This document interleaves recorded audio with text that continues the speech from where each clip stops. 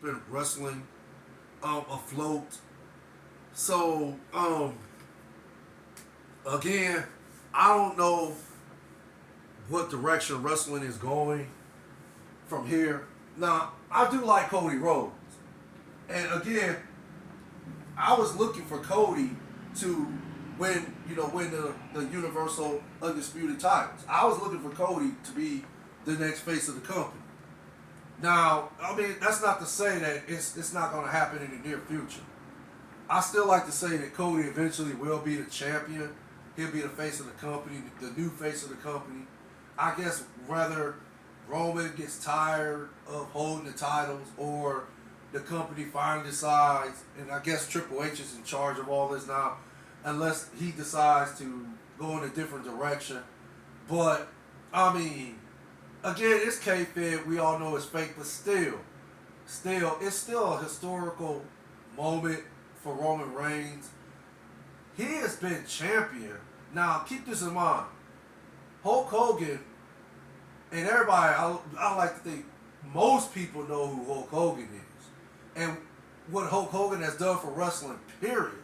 Hulk Hogan, to me, in my opinion, is the Michael Jordan of wrestling. If Hulk Hogan didn't do what he did in the 80s as far as putting wrestling, period, on the map when he, debuted in the Rocky movie, which he played the character, was that Thunder Lips, and that iconic wrestler versus boxer match him and Sylvester Stallone had in the movie. If he didn't, I like to think if he, did play that character, and then of course the very first WrestleMania, we know how that went down and how him and Mr. T, and I think that was the first time in history where a wrestler and an actor main evented a wrestling event like that, and it was Hulk Hogan and Mr. T against Roddy Piper, God rest his soul, and Paul Mr. Wonderful Orndorff, God rest his soul. So what Hulk Hogan did for wrestling then, and then as the '80s progressed, and how he just literally put it on the map for people worldwide to watch and appreciate, and just love Hulk Hogan. Train eat your train, eat your vitamins, and say your prayers and so forth. I don't know if it's necessary in that order, but of course I remember it. I'm gonna always remember the catchphrase Hogan used, and all the Hulkamaniacs and so forth. How he just literally took Hulkamania, trademarked that, and how he just had everybody wearing Hulkamania. Just about everybody wearing Hulkamania shirts, walking around ripping their shirts off, like the Incredible Hulk when he hulks up from Bruce Banner to the Hulk and he tears out of his clothes. Again, what Hulk Hogan did for wrestling then is why it's so huge today, in my opinion. And Hulk Hogan held the WWF World Heavyweight title at that time, and he set the record. And I don't think that record's been. Well, matter of fact, it hasn't been broken yet. He held the WWF World Heavyweight Championship at that time, and he held it for 1,474 days, and that was from January 1984 to February 1988. Now you got Roman Reigns though, and basically Roman in 2022. He became the longest reigning Universal Champion, and his reign is at 946 days plus. And he's like recognized the sixth longest World Championship reign in the promotion's history. So, and that's since 1988. So, yeah, it's still accolade for Roman Reigns and what he's accomplished in wrestling, as far as in where his career was with the Shield, and now where it's at today. And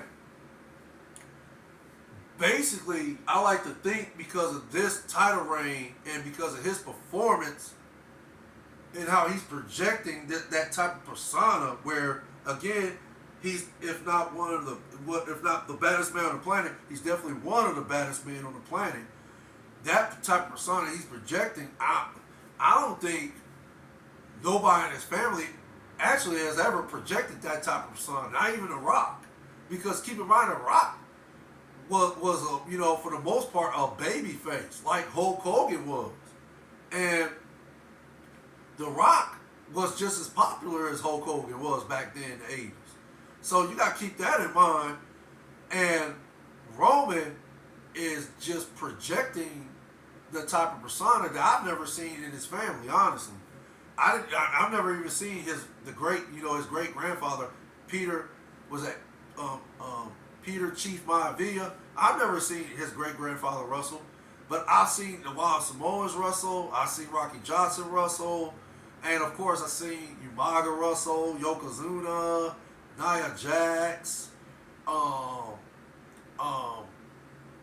course, The Rock. I shouldn't have to mention The Rock, but I'll mention him, The Rock. And of course, what's his name? Solo Sikoa. Of course, he's part of the family. And then the Usos. I've seen the Usos wrestle. But okay, maybe as a tag team, you can say the Usos brought that type of persona too. But again, this is an individual wrestler, and he's the undisputed Universal World Champion.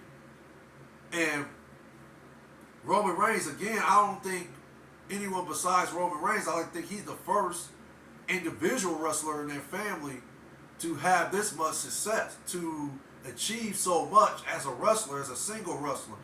I like to think he's the only one in the family who has achieved this type of success at the highest level. But again, like I said, I don't know what direction this is going. Cody Rhodes, of course, another generational wrestler. His father, Dusty Rhodes. I think most people know the story of Dusty Rhodes. Dusty Rhodes was a legend in himself too. Iconic. Hard times. That's one of his catchphrases. The bionic elbow, roll the hands, and then hit somebody with the bionic elbow. Of course, Cody Rhodes displayed that trademark signature move by Dusty, but he didn't hit him with the bionic elbow. But still, it just goes to show you he was paying homage to his father.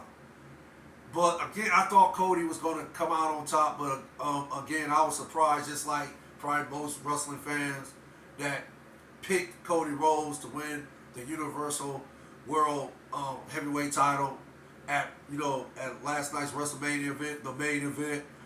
But Cody, I watched some of this match, but from what I watched, I know these two brought the house down. So again, I look for Cody to be the champion in the near future. I'm not sure what direction they're going. Again, I don't even know. Now, the Usos lost their tag team titles, so I don't know where they're going to go with that.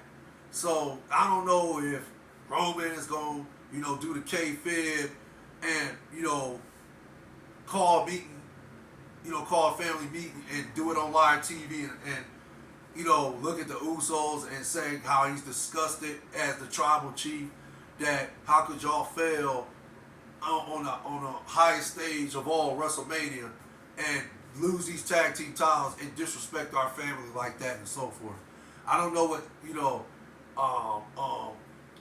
rant he's gonna go on, if he even goes on one. And I like to think it's not gonna take place on tonight's episode of Raw. I like to think if it's going to happen, it'll happen on this Friday's episode of SmackDown.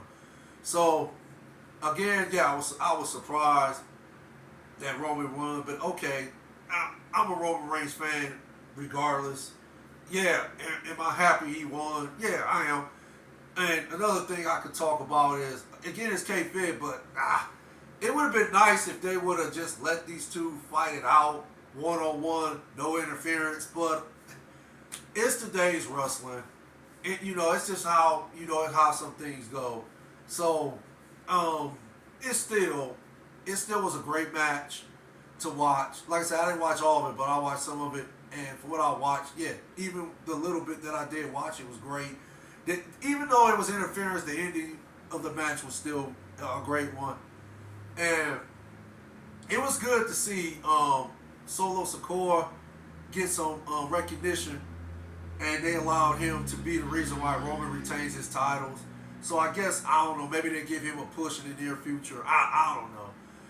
Paul Heyman, come on, Paul Heyman, it is what it is with Paul Heyman. He's a legendary, the dude's a genius. So,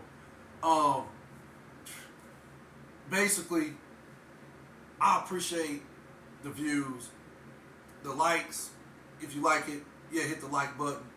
Y'all take care, stay blessed. You and your families. One love. Facts from the Ghost. Later.